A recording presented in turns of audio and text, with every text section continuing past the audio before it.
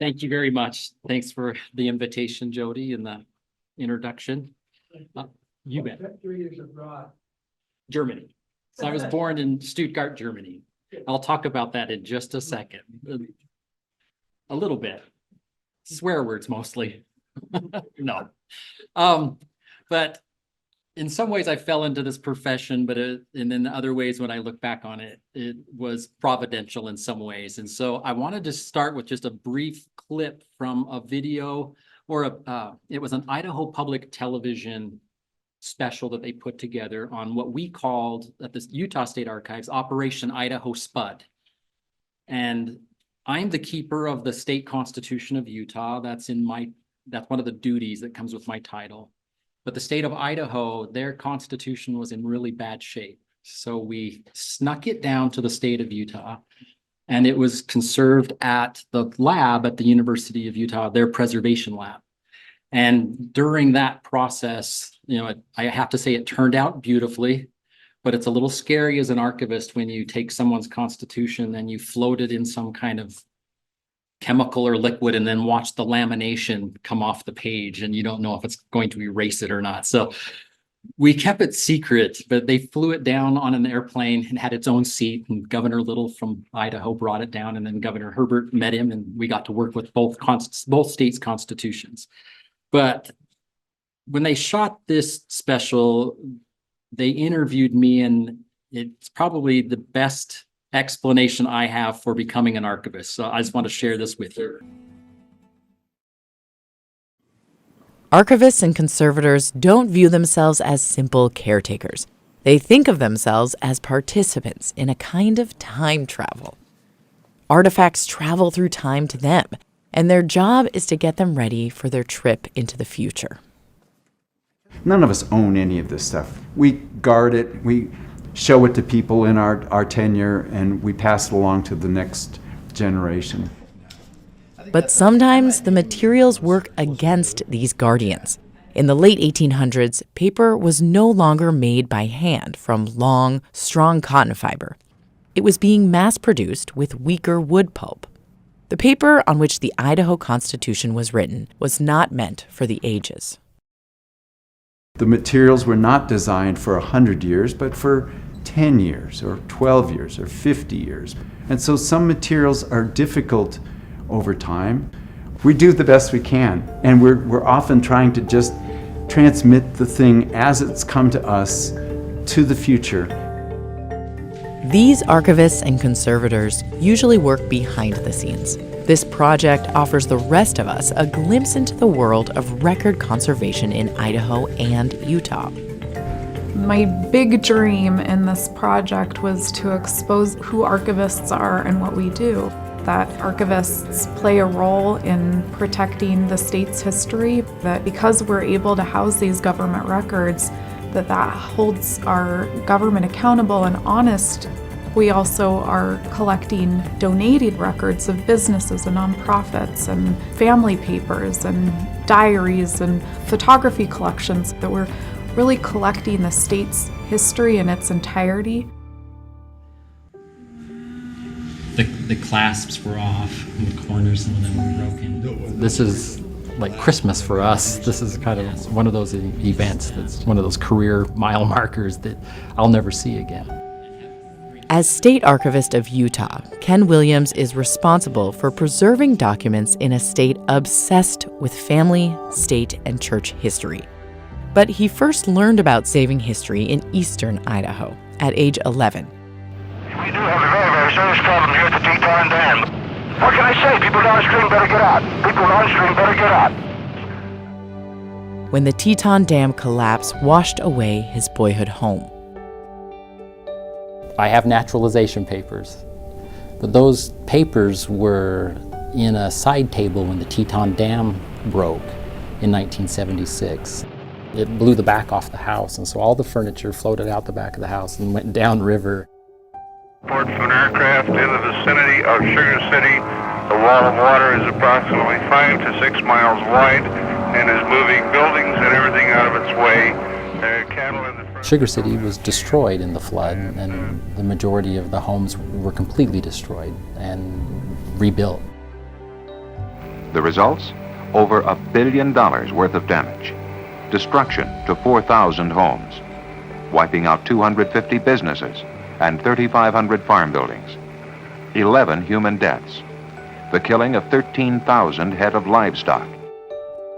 Williams was born overseas when his father was in the U.S. military. His citizenship documents and his father's coins and medals were swept away in the flood. So my siblings' birth certificates, blessing certificates, our school records, our baby books, the family photos, letters. Everything important was in that end table. So it ended up in a farmer's barn. He called us a few months after the flood. He said, "Are you the Williams family? I have some of your things." So we went there, and sitting in the middle, the floor of his shop was this end table with the legs broken off. As I look back on a 28-year career now, I look back at these kind of mileposts that reinforced why we saved those important documents in our life. And so I look at that, and I think that I take very good care of them now, and it's in a way a miracle that they floated undamaged 3 miles downriver, and we found them.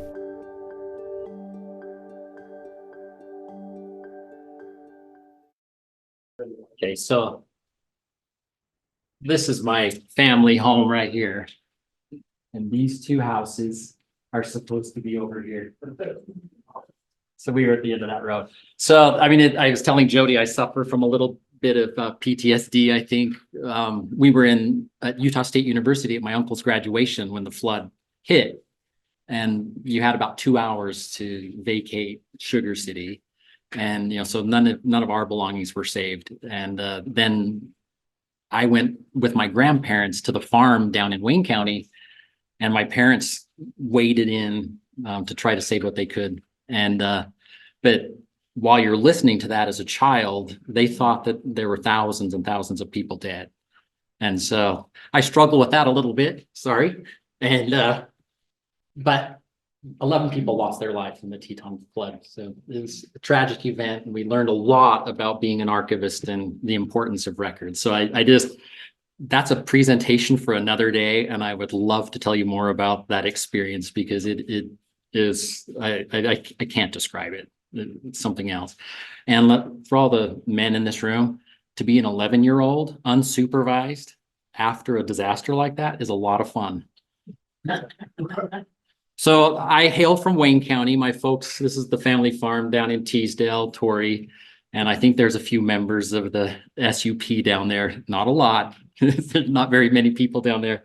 My father is from Wayne County. My mother is from Green River. So if you've ever had a Green River watermelon, my mom's Italian, and she is a Viteri, Palatino, Spatafor, and Wayne County boys used to go over to Green River to chase girls, and that's how my parents met.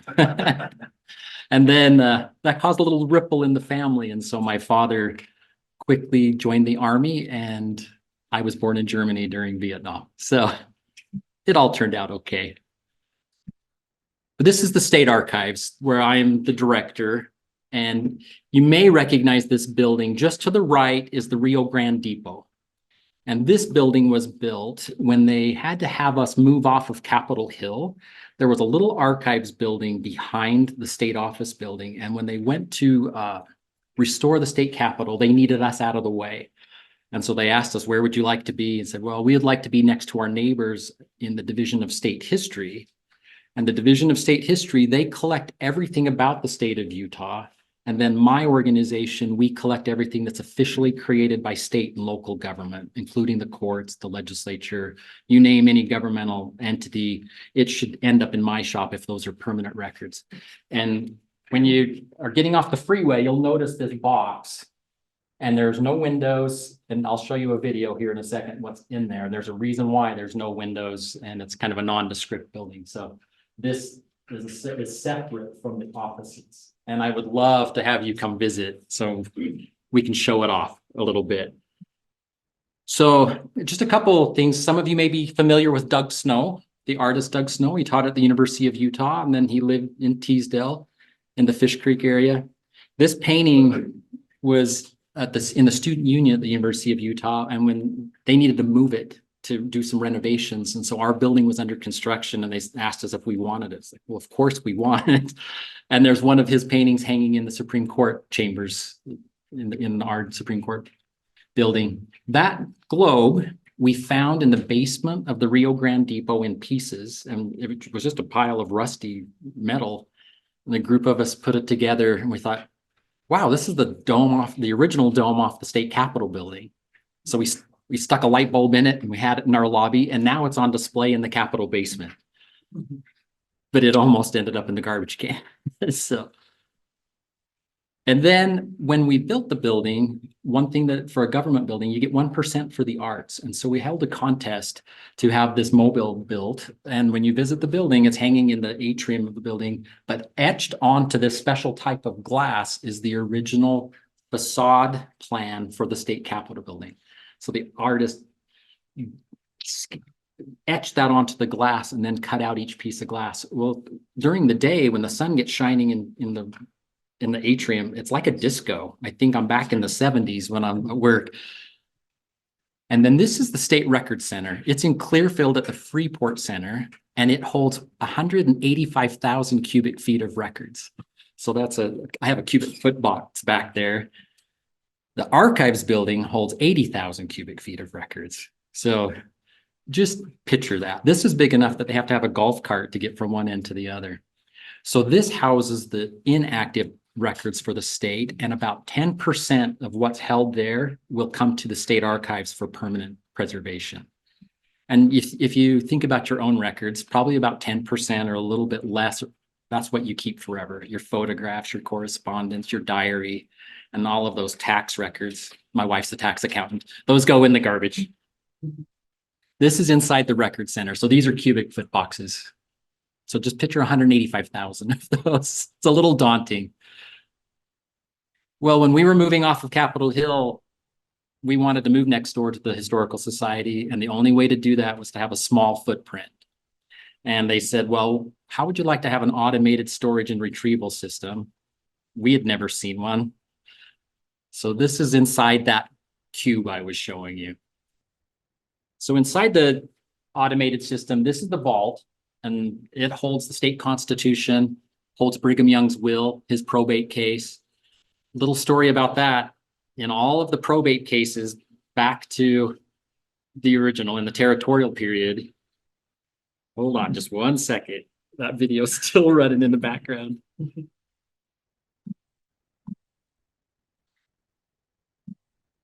There we go.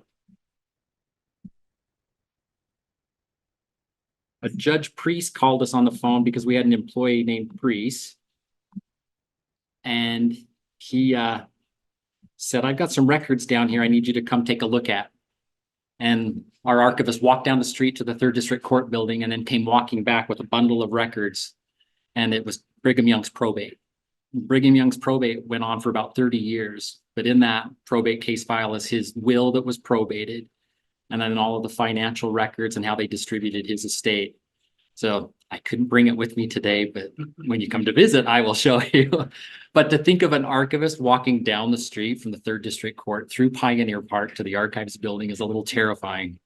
And the judge said, absolutely no publicity about this. Just put the records where they should go. And what happened is his probate went on for so long, the judges like to show it off as a showpiece because it's Brigham Young. Why wouldn't you? That's a beautiful record. But the vault has, well, I brought the Butch Cassidy case file. It has the books of pioneers in it, the treasures from the collection.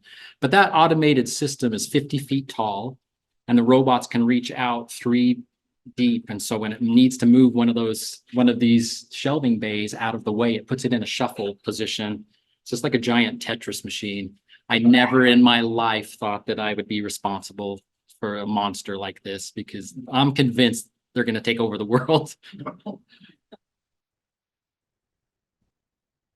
So this is one of the oldest documents that we have. These are the docket books from the Supreme Court.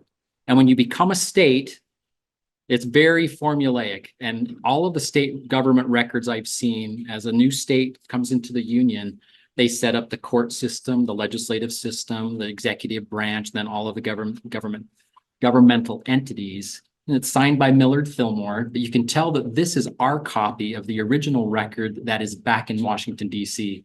So that they've hand-drawn their own seal. But if you go to the National Archives, they'll have this record, and this is setting up the Supreme Court. This is our state constitution, and it's in really, really good condition compared to the Idaho Constitution. Theirs had been laminated, and it was a scary experience taking that lamination off. I'm glad I didn't have to do it. But this is the front page, the preamble. The original document was on display in the rotunda of our Capitol building. So the front page is very faded, and when you turn into the document, it's just bright. It looks like the day that it was written. This is how I transport it. So I usually call my boss and say, I'm leaving the building, headed to the Hill with the Constitution, and I strap it into the passenger seat of my Tacoma, and then call when I get to the Capitol building that it's arrived safely. This is Senator McKay, and this is the last signature page. And again, they made their own seal. It's just cut out of paper, and then they glued it onto the Constitution. And how do you make a copy? So this has been digitized and it's available online.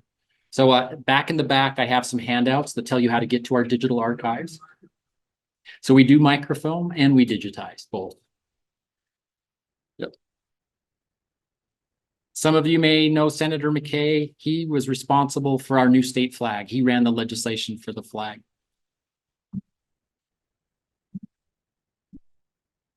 Okay, so as an archivist, I'm really sensitive to natural disasters. So after that flood experience changed my life and my family's life. Well, the earthquake that just happened, I thought that I would never as an archivist experience another natural disaster. One's enough.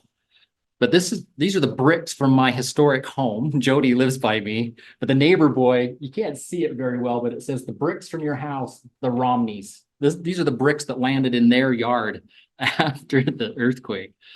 But the archives building, it performed really well, but some of the buildings around the Rio Grande Depot didn't do so well. And this is the chimney from the CCG Howells building that was just south of the archives. This is the interior of the Rio Grande Depot. So I made it to the office. Well, first of all, let me clarify. I didn't do anything that I was trained to do. So my wife and I were getting up, getting ready to go to work. Earthquake hits. I ran around the house yelling earthquake. And then I made my way to the office.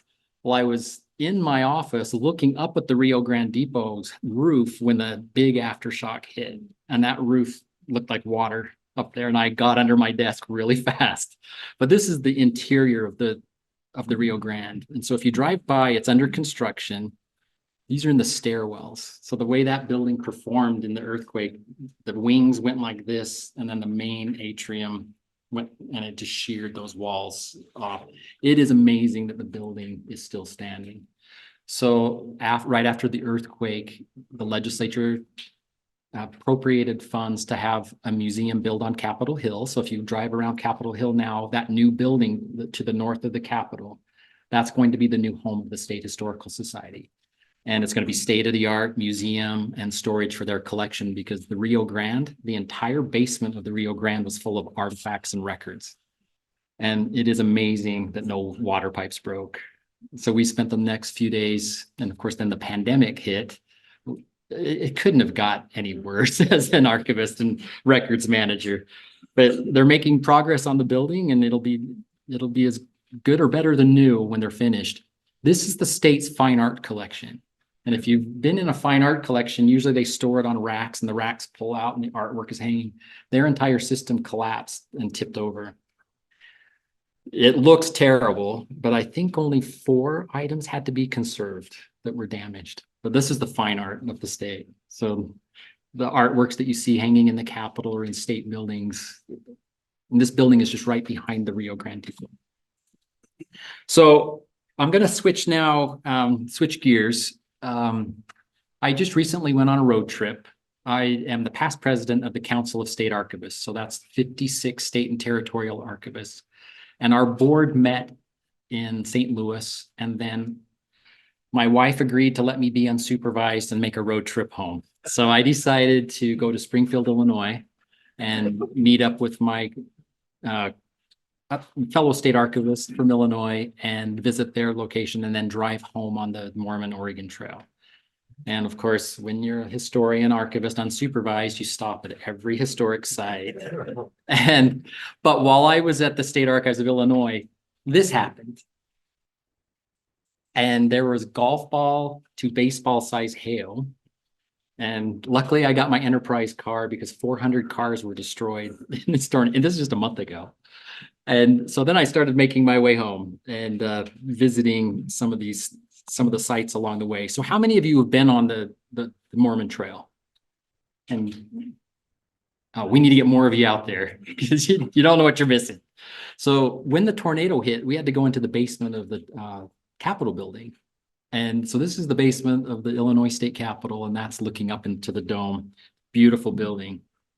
But then I was invited into their conservation lab. So after seeing the University of Utah's lab and working with them on our Constitution, I'm touring the lab, and Dave Jones is the Illinois State Archivist. He said, "Ken, we pulled something special for you because you're from Utah." And he handed me the Articles of Incorporation for the city of Nauvoo. So this is the original Nauvoo charter. I didn't expect that. He just hands me this folder and said, "Here you go. Here's the charter." And if you know your Nauvoo era history, this is really what caused a lot of the unrest and the reason we're all here in Utah now. And to hold it in my hand was just something else. Let's see. So an act incorporating the city of Nauvoo.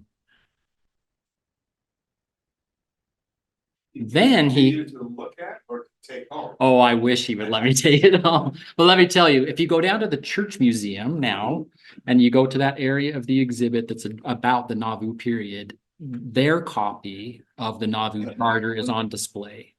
And it looks very different than the official one that's filed in the state of Illinois. Then he handed me, here's here, and hands me a Abraham Lincoln letter. Okay, I'm living the high life here. The neat thing about this letter is it's so personal that everything that you read by Lincoln is so polished and perfect. And this is a personal letter, and they turn up all the time. He was just in Nauvoo last week, and it said that he was going over there to pick up a Lincoln letter, and they end up at the state archives. Then they showed us these are their territorial prison mugshots. And I'll show you the Utah ones here in just a second. Every state, if you're going to do business in a state, you have to register your trademark. And Utah has a beautiful collection of trademark registers. I would imagine that the SUP logo and trademark is registered with the state. I'll look. Yeah. But this is a flower company registering their trademark in the state of Illinois. Well, then when we went down into the basement during the tornado to go into the tunnels, I saw all these records and they were filthy dirty. I said, "What are those?" A wall about this size of shelves full of records. He goes, "Those are Chicago fire records. And we're waiting for technology to arrive at the time where we can read what's on them." And some of you may have read about the Dead Sea Scrolls. They came up with the technology to read the scrolls so that they don't have to undo them. And so they're just biding their time because they know that technology will eventually catch up with the need, and they'll be able to read these records someday. Yeah, I was really geeking out by this time. Then I went from the Illinois State Archives over to the Abraham Lincoln Library, and I really recommend it highly. I can't believe how touching it was. It was just breathtaking. And this is a real archivist story. So this young man read that letter, which I can't read, and I usually can read anything in cursive and other languages, but this thing is impossible. I don't know how this kid read it. But this letter talks about the only photograph that was taken of Lincoln lying in state. And his cabinet decided to destroy all of those photographs. This kid found one after reading this letter, and that's the only photo of Lincoln lying in state. And his cabinet at the time, I think, thought that it was disrespectful to have the president's image that would show up in newspapers. That, you know, in the exhibit, I spent a lot of time in this area. The other part about Lincoln that I didn't know, you've all heard that his son died young. When his son was on his deathbed, the Lincolns were downstairs in a grand ball at an event, and they were going upstairs checking on him and then going downstairs and participating in dancing in a banquet. And then I think he dies that night. And there's just stuff like that being in a presidential library that was just, there's unreal, like a great experience. How did you look? What was that? You saw Lincoln, how did he look? How did he look? Yeah. He looked terrible. As a matter of fact, it's funny you asked that. They have casts of his face from the beginning of when he took the presidency to the end of his presidency, and you can't believe how much that man ages and just the toll it took on him being the president. It was something else, and I recommend visiting that museum highly. This is the inauguration day at Lincoln's home, and this is what Lincoln's home looks like now. And so that part of Springfield has been preserved as a historic district. It's beautiful. So then, it's in Springfield, Illinois. So then I'm turned loose. No one's supervising me. So I stopped at every antique store, and often archivists and records managers go to antique stores looking for state records or archival records. So they had this giant Donald Trump statue, and I hurried and put on my Utah t-shirt. And I need to give this to Senator McKay. I don't know if he's a Donald Trump fan or not, but I thought it looked presidential and had the state flag on it. But then my next stop was in Carthage. I was the only one there. So the time of year, if you go 2 weeks before spring break, there's not a lot of tourists. So it was a great visit. And then I wanted to tell you all about this because you need to get down to the church museum, the LDS Church Museum, because the documents that they just purchased from the reorganized church are on display. And this is the letter that Joseph writes from Carthage. And down here in the PS, it says, "Dear Emma, I am very much resigned to my lot." And we've all heard that. And then he says, "Give my love to the children." And that's the last letter that he wrote to Emma. It's on display right now in the museum. And as an archivist, it probably won't be out very much. It'll make its way into the vault for preservation. There'll be digital copies of it. But if you want to see the original documents that they've just acquired, they're there now. And I would recommend going down and visiting the museum. So then I went to Quincy, Illinois. And I knew that they had walked across the river, but I didn't know where. So I spent the night in Quincy, and then I went down to the river, and I'm just walking on the river walk, and there's this monument that President Hinckley dedicated. And then I'm standing there looking at the site. It is hard to imagine that froze over. I'm not an expert during the Quincy years at all, so I'm doing a little bit of research. But that's the history, is that the folks from Quincy took them in, the refugees from Nauvoo, and then they made their way across the river there. So then I go to Nauvoo, and I'm the only one there. It was wonderful. Temple's beautiful. So I really like records that tell of kind of the unofficial history. And I think that's one of the roles that the Sons of Utah Pioneers fills, and the Daughters of Utah Pioneers. They really are capturing local history and the unofficial stuff. I work in the official stuff all the time, but it's the unofficial stuff that I find really fascinating. And this is Joseph and Emma's mansion house. And to have read about this my whole life and then stand there and see it, I was, kind of high, loving it. But I remembered one of my favorite records, and I'd always been curious about it. But Josiah Quincy, he is, and John Adams, President John Adams' grandson, visited the mansion house. And Joseph and Emma put them up at the mansion house. But then he's writing back to his father, Quincy's writing back to his father, just telling him, we got off the boat, we're staying with Joseph and Emma Smith. And he's just talking about being at the mansion house. But my favorite part of this letter, and I've never seen the original, I want to see the original, but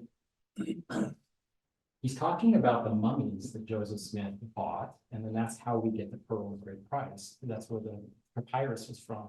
But this is written in Joseph's language.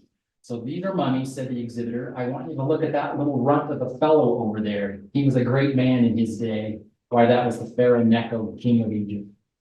And then he goes on to talk about the hieroglyphics and the snakes and I want to see this original letter, but everything I see about Joseph Smith is that he's quite a character. Just the way he describes him, meeting him at the dock and escorting him to his house and what he was wearing. And he sounds like somebody I would really like and that I would have liked to go on that road trip with, because he would have been fun to talk to. So then I threw this one in. This is in Nauvoo, and it really shows the importance of land records. When we have very good land records from the city of Nauvoo.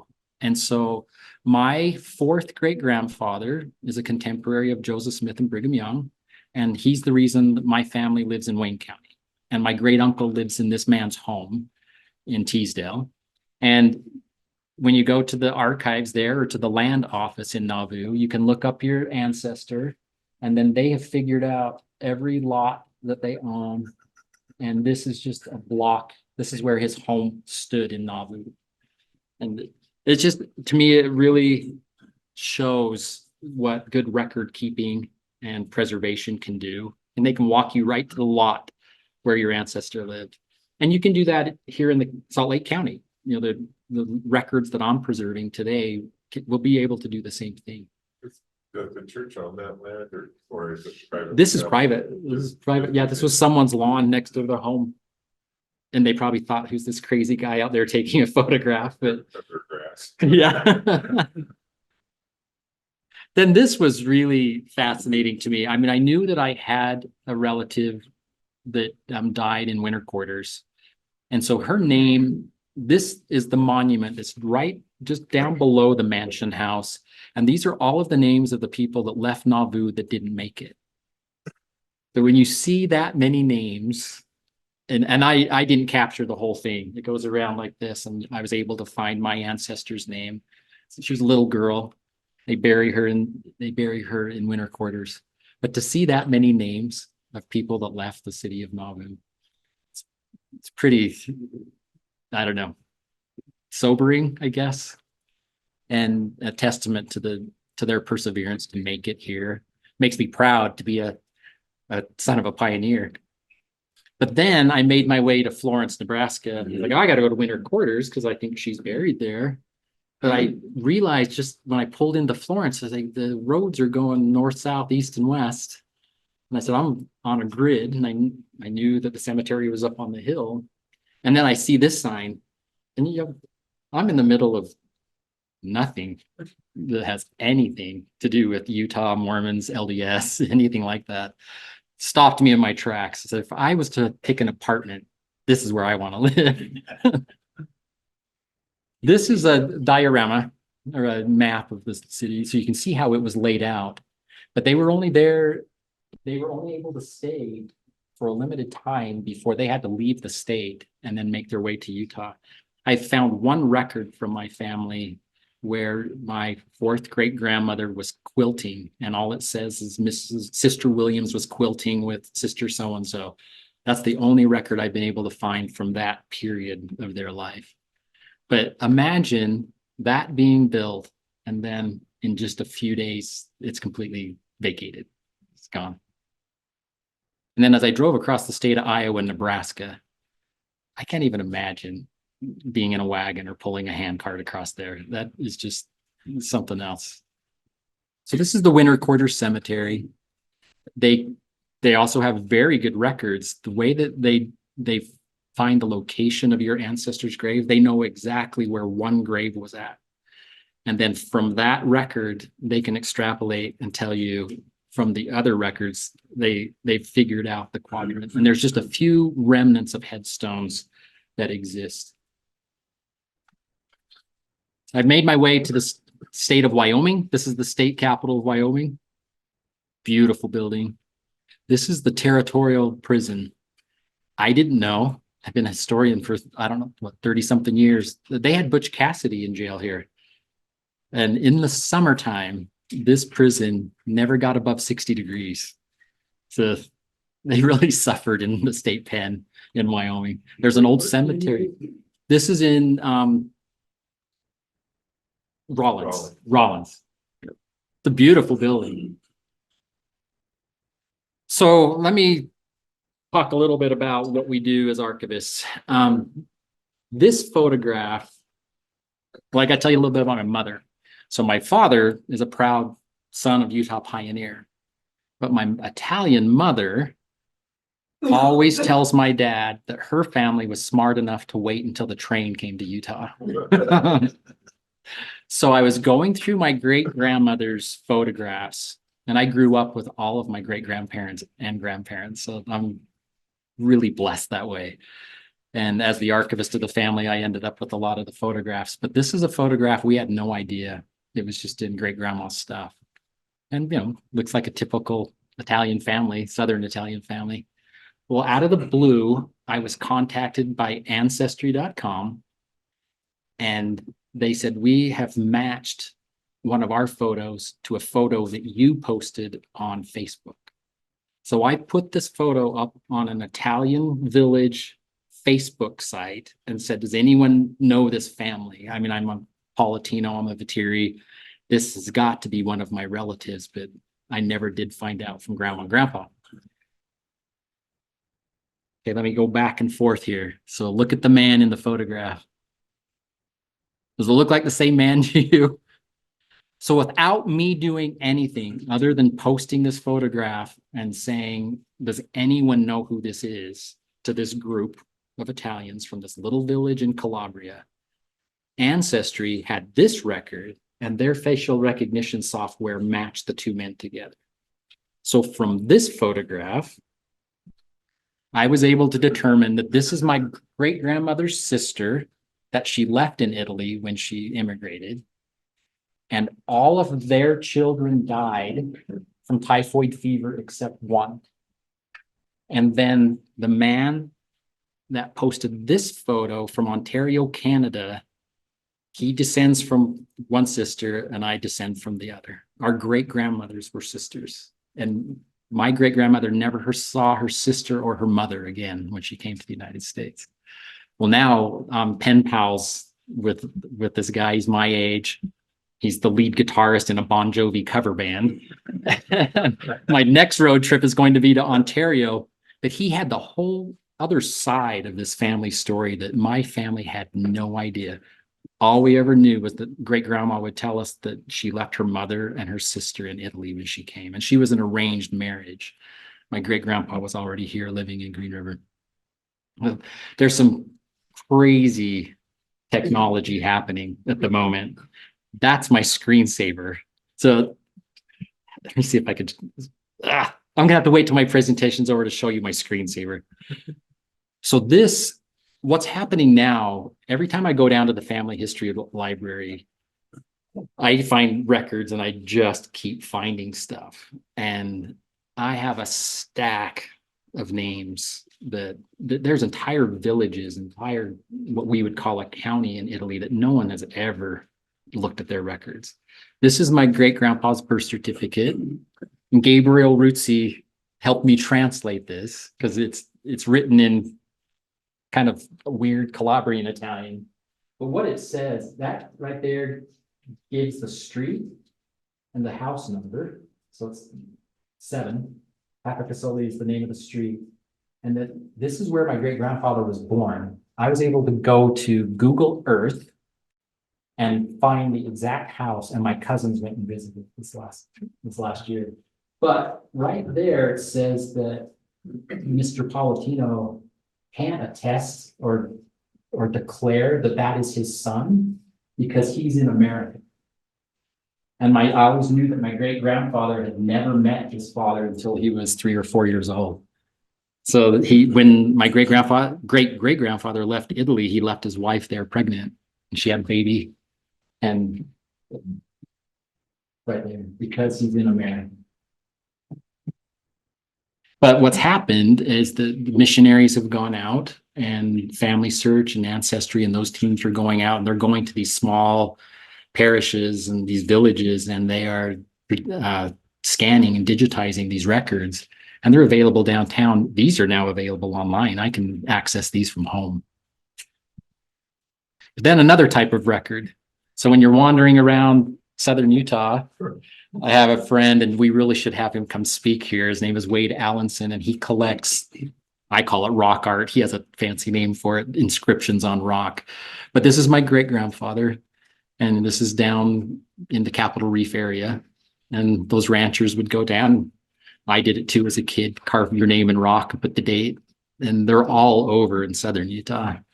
Or they're carved in aspen trees. He also collects inscriptions on aspen trees, and then he'll research who they are. Then as an archivist, you get asked a lot about things that I can't collect as the state archivist. I can only take to the state archives what's created by state and local government. But we get asked to consult all the time. So a longtime family friend from Torrey, Utah, I didn't know his father is a famous illustrator. And these are the types of illustrations that you would see. Like you see these in fancy restaurants in New York with movie stars framed. This gentleman lived here in the Avenues, and his name's Ted Anderson, famous illustrator. And his son James down in Torrey has his entire collection in boxes in his house.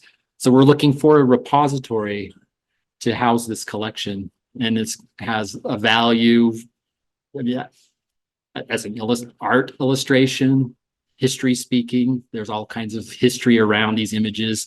It's all Hollywood and that period of time. But then my friends, as an archivist, you make friends in antique stores, because that's where government documents that have been stolen will show up in antique stores. So all of my antique store friends will call me when they see something that's Utah culture. And do any of you know the Mormon rap? Do you know? I keep running into people that have heard it, and they said it was on the radio. That's like the mid-80s, I think. I think so. And so the gentleman that was the illustrator, his son James, that's my friend, was the sound engineer on this. And this archival world's a small world. So this will end up probably at the Historical Society. They don't have it. And it was a phenomenon. It made the radio, and local stations were playing it. So then that same antique dealer calls me up and said, "What do you know about this?" Well, look closely. This is a Christmas tree ornament. It's about this big. And on the back of it, it says like "Merry Christmas, Dad." And they took a historic photo, sandwiched it between glass, and then made this stained glass thing out of it, because grandpa liked trains. Well, look really closely at this photograph. You know where this is at? Yeah, that's. Yeah. We've been sending this around to all the archivists in the state, and no one has seen this photograph. There's snow on the ground, but this is some kind of tent. And so we've been looking at all the Promontory Point photos that we can find to see if we can find when that tent was set up there. But this is the meeting of the trains. It happened, it really happened, and then it's been reenacted for years. Look at the age of the wagon. It's a very old photograph, but it's sandwiched between glass. And we'll have to take it to the conservation lab at the U and see if they can get it out. But sadly, when they welded it together, they braced it on photograph. But things like that can be fixed. Then just last week, I don't think anyone from my work is here. When I slough work, I go to the family history library. And some of the best records are the ward records. So I looked up the Nauvoo wards. There were 4, and then I think they expanded to 5 or 6. But one of those wards became the Salt Lake 13th ward. And so I'm looking at Nauvoo records where fourth great grandfather lived. And then the 13th ward is where the Copper Top building is downtown. And, you know, you're picturing 1850s, 1860s downtown Salt Lake. And there's the 13th ward records. And the Spencers lived in the 13th ward. But in those ward records is I guess I would call this an obituary for Newell K. Whitney. So that's Orson F. Whitney's father. And it just got included in the ward record. Well, this Sunday I walked past the ward clerk's office and they're in there creating records. They're doing donations and the ward history for the day, or they preserve that kind of stuff.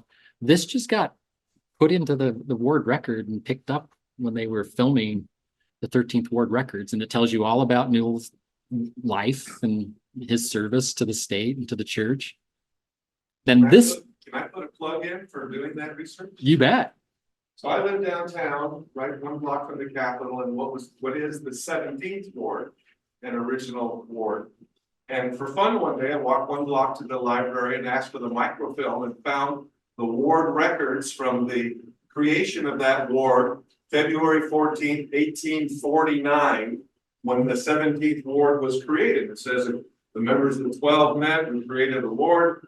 And here's the list of who were the landowners in that ward. And the third name down was my own great-great-grandfather. I'm in the same ward he was in 1849. That's really cool. So it's worth going and poking around a little bit, and those ward records are exceptional. Yeah, the ward records are fascinating. And I think what's happening, I really like working with microfilm because I can navigate it really quick and get what I want. But I can watch the missionaries over there unloading the cabinets because they're taking the film away to be digitized. My worry is that what they'll do once it's digitized, they'll reorganize those records, and things like this, it's not the ward record, it's not the membership record. Those in the digital collection might disappear. So I'm over there hurrying as fast as I can and copying as fast as I can. This one caught my eye because this is a fascinating record to me. This is 1851. So President Young said that there would be traveling bishops to visit the bishops in their respective wards to see that they do their duty, and if they do not do it, they will be removed out of their place. So I never knew that there were special traveling bishops. Have any of you ever heard of a traveling bishop? Down in Wayne County, we had a bishop that would fly in. He had his own private plane and he would land on the road in Loa. And we call him the Flying Bishop. And he was from Hanksville and he would fly up to Loa for state conference and meetings every Sunday.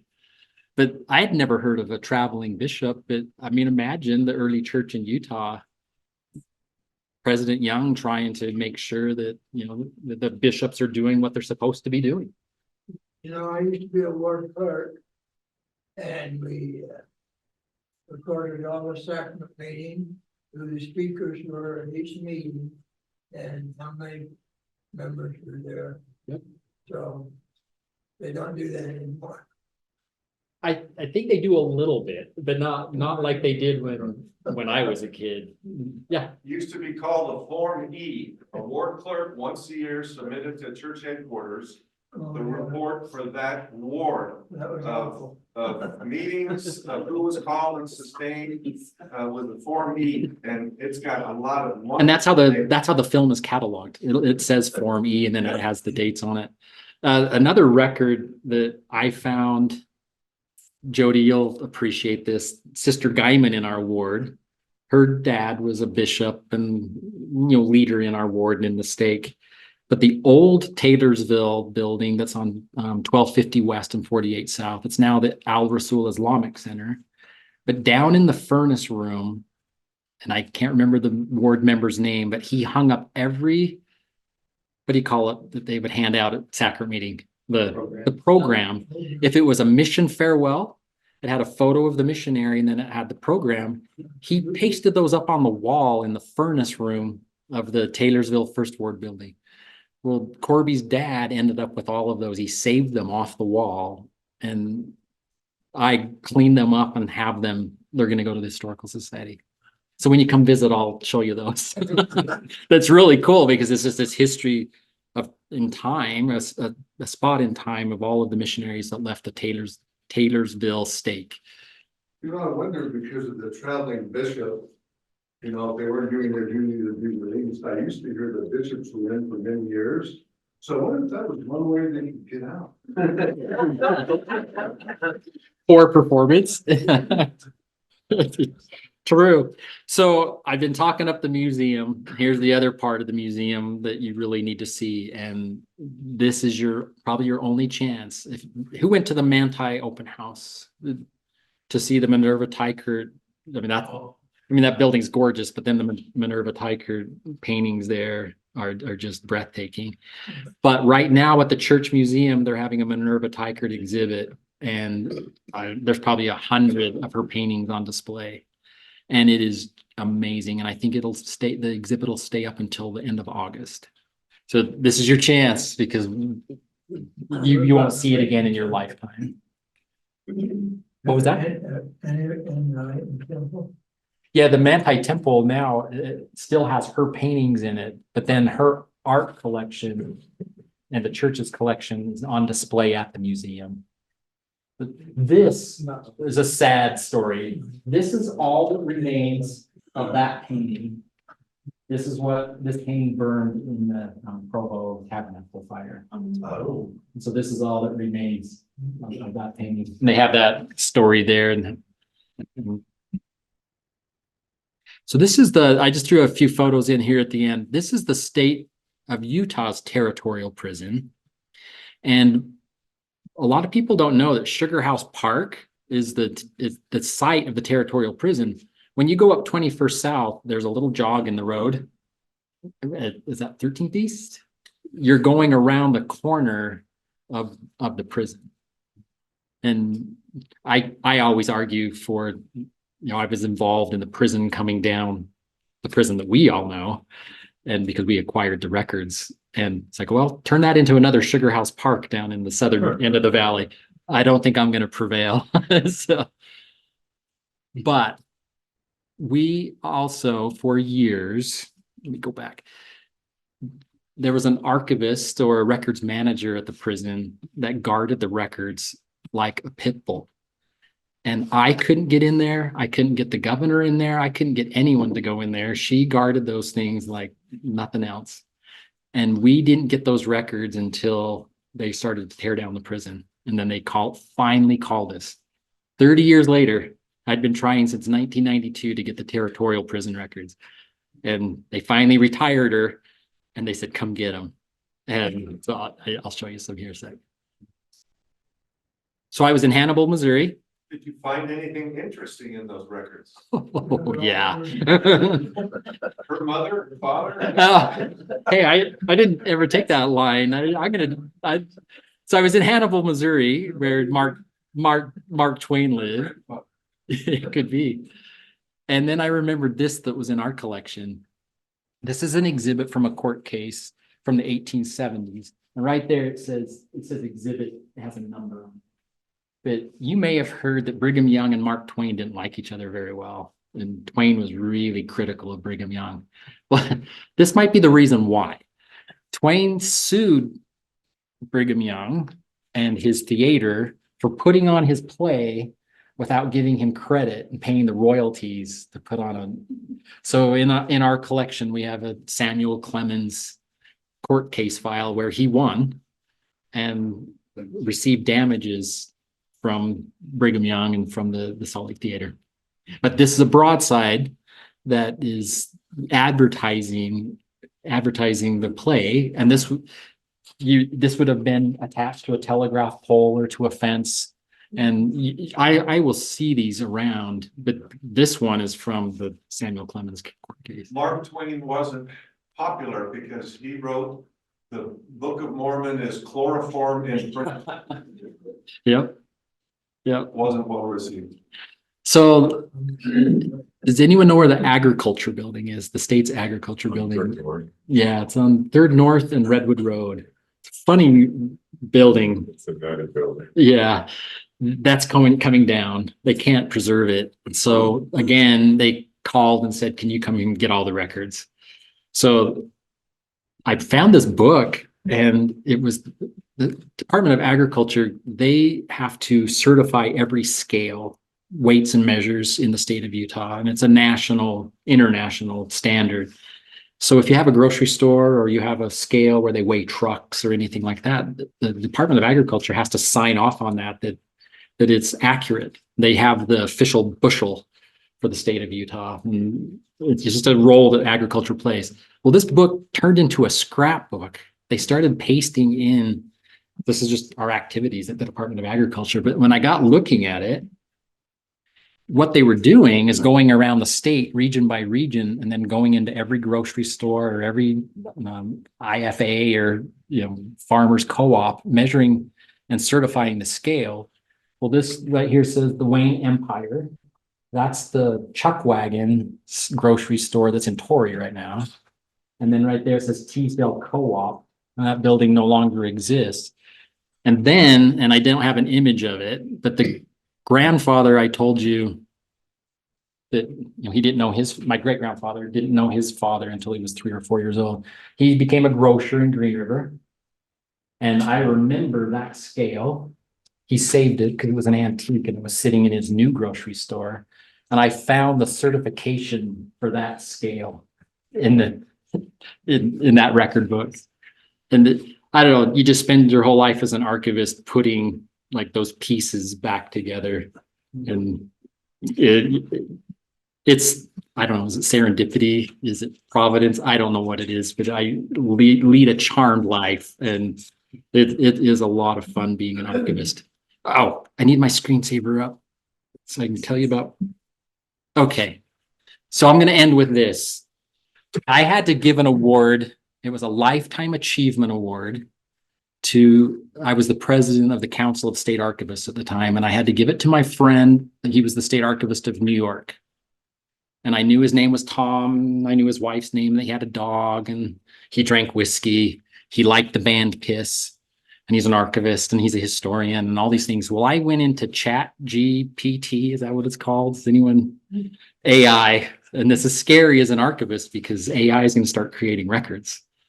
So I put that information about my friend Tom in this ChatGPT and said, I need to create a lifetime achievement speech.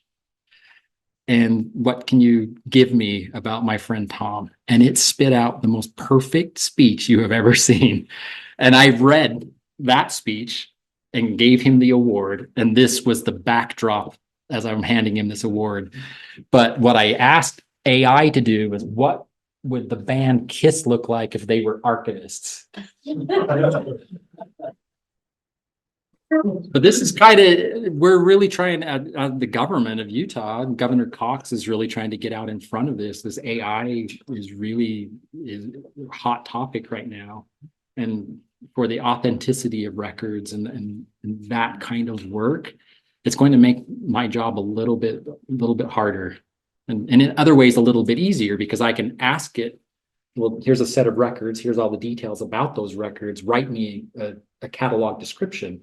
So in some ways, it'll improve our work. In other ways, that we're a little bit afraid of that authenticity of the record. You have the Salt Lake City records going back historically? Yep. When you come down to visit, I will. So I'm glad you asked. So let me tell you, are we okay? I'm done, but I'll love to answer your questions, and I want to show you some original records, and I'll stay as long as you would like. So we do have all the original records to Salt Lake City, and one day I was out in the archives. This is the old archives, and I was up on a ladder, and there was just this dusty book sitting on top of the shelf, and it was the original charter to Salt Lake, and it was this deep in dust and dirt. It's a beautiful document. But then we just found an early history of Salt Lake that mentions the Great Explosion, one of my favorite topics. So does anyone here live close to the Capitol? Have you ever heard of the Great Explosion? 1933? No, 1876, 77, right before Brigham Young dies. The two little boys were shooting their guns into the that used to be called Arsenal Hill rather than Capitol Hill. And this is a part of Salt Lake history that has been completely forgotten. I was looking at the original coroner's record book for Salt Lake City or Salt Lake County, and it talks about the inquest for two young boys and a woman who was pregnant, who was killed standing at a well across East Canyon. What happened, it was illegal to hold gunpowder in your home. You could have a little bit, but you couldn't have enough, to blow up a stump or something like that. So you put it up in the arsenal on Capitol Hill, and there were bunkers. They looked like a potato pit. And these two little boys were shooting their gun, and it blew the top off the mountain, and it broke all of the glass downtown Salt Lake. So you think 1877, the building that was there was the Tabernacle. So next time you're at the Tabernacle, look at all of the glass windows. And people thought it was the second coming. They didn't know what was happening because it broke all of the windows in downtown Salt Lake. And they only found pieces of the little boys, and then they found this woman at the well across East Canyon. So that's how far the shrapnel traveled. And there's a few accounts of it, but in that early history of Salt Lake, they talk about the Great Explosion. And if you look at the historical quarterly, there's a whole article written about the Great Explosion. But it's fallen out of our history, like out of our kind of our local and common knowledge. But there's some speculation that it added to Brigham Young's demise, because I think Brigham Young dies of appendicitis. But they said he preached in the Tabernacle without any windows in it, and it was cold, and then he might have might have weakened him. So go ahead. So to see the records, we need to go to your building that is next to the Rio Grande. Now, Nope. we can do that. Yeah, I'd love to have you come down and visit. That's where your office is? Uh-huh. Well, I'm planning a trip. Yeah. How big is your department? How many people do you have? How big is your budget? There's 28 employees and a budget of about 4.5 million. Relatively small. Very small. Very small. Yeah. So, yeah. So we have a really good reputation, I guess, legislatively speaking, with our funders, with the governor. They've been really good to us, new facility. What's happening right now is there's a lot of talk about records privacy, data sharing, electronic records, how you share records, how we maintain your privacy as a citizen. So there's a lot of big issues in front of us right now. But then Your office moved to the new building, right? no, so the State Historical Society will move to the new building. You'll stay where you Yep. Yep. So what I brought in the back, there's some of my personal records. Some of the records that floated downstream are back there. There's some handouts, some posters, some postcards that talk about our digital collections. But then I want to show you the Book of Pioneers. Like, here's your chance to see it.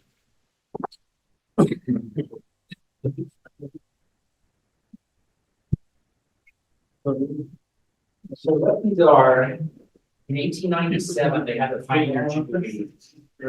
And this is the famous photo. For all those still alive who crossed the plains in 47, right? Yeah. So if you go to the Daughters of Utah Pioneer Society, they've identified most of the people. They all got a special ribbon. It was really a big deal. What they did, the reason it's a state document, the state sponsored the Pioneer Jubilee. And what they did is they sent questionnaires out for the new pioneers. These are arranged in alphabetical orders. And this is one of my favorite ones. Jody, this is Esther Benny. So this is the Benny's from our neighborhood. But at the very bottom, what they're asking them is what pioneers are they in. They have relics that they would like to put in a relic hall. And then here at the bottom, they talk about a man who was corporal punishment that disobeyed orders, and so they tied his hands up and then forced him to walk behind the wagon for 2 days.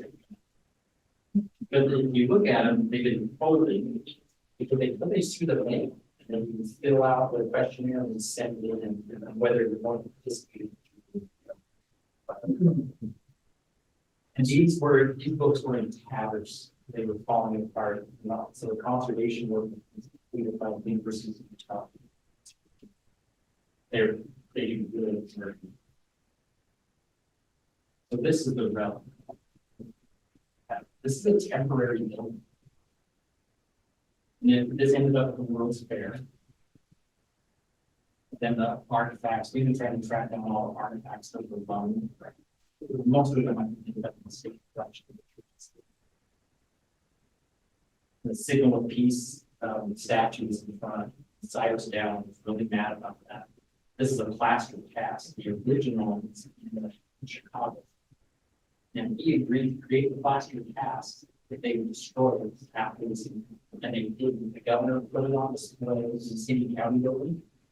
And Dowland came into the city county building one day and started beating plaster cast in front of 2 Supreme Court justices and walked the lane up. And I've been tracking this thing now. Where did it finish up? And I have found a photograph of the janitor of the city county building covered with plasters trying to repair Dowland's sculpture. They didn't arrest Dowland. I can't remember how in the book where you sign like a visitor down the column says down in the presence of 2 Supreme Court justices of acts. Yeah. But it was just a plaster cast. It wasn't the original. So if you have family members, these are digitized and available online. These handouts here tell you how to get to our digital collections. This is a Butch Cassidy case file. We had Butch in jail. We knew who he was.